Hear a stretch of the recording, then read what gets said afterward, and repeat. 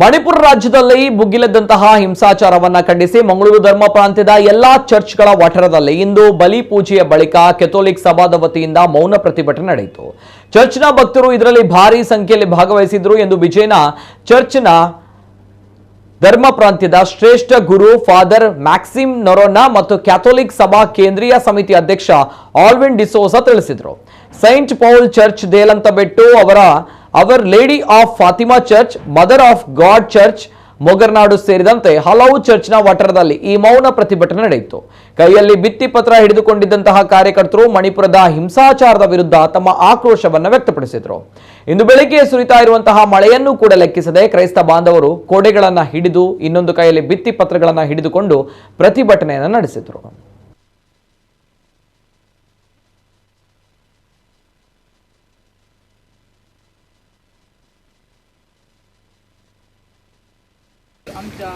आमच्या लोकांक एक जागृत आठोवच्या खातीर आमी केंद्रीय कॅथोलिक सभा केंद्रीय समिती जावन आमकां एक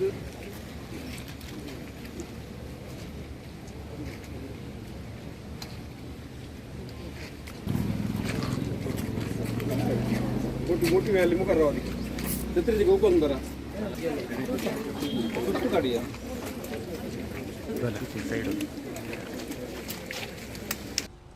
आणि हे अधोग असल यांक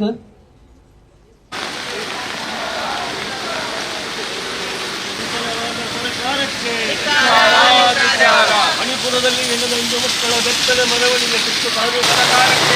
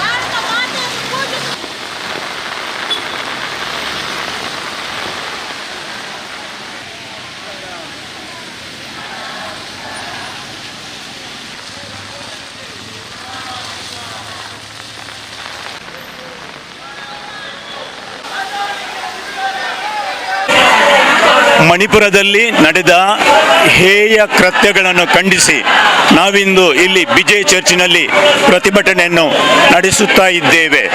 ಸ್ತ್ರೀಯರನ್ನು ನಗ್ನಗೊಳಿಸಿ ಮೆರವಣಿಗೆ ಮಾಡಿ ಅವರ ಮೇಲೆ ಅತ್ಯಾಚಾರಗೈದು ಅವರ ಮಾನಹರಣವನ್ನು ಮಾಡಿರುವಾಗ ಖಂಡಿತವಾಗಿಯೂ ಭಾರತ ದೇಶದ ಪ್ರತಿಯೊಬ್ಬರಿಗೂ ದುಃಖವಾಗಬೇಕು, ನಾಚಿಕೆಯಾಗಬೇಕು.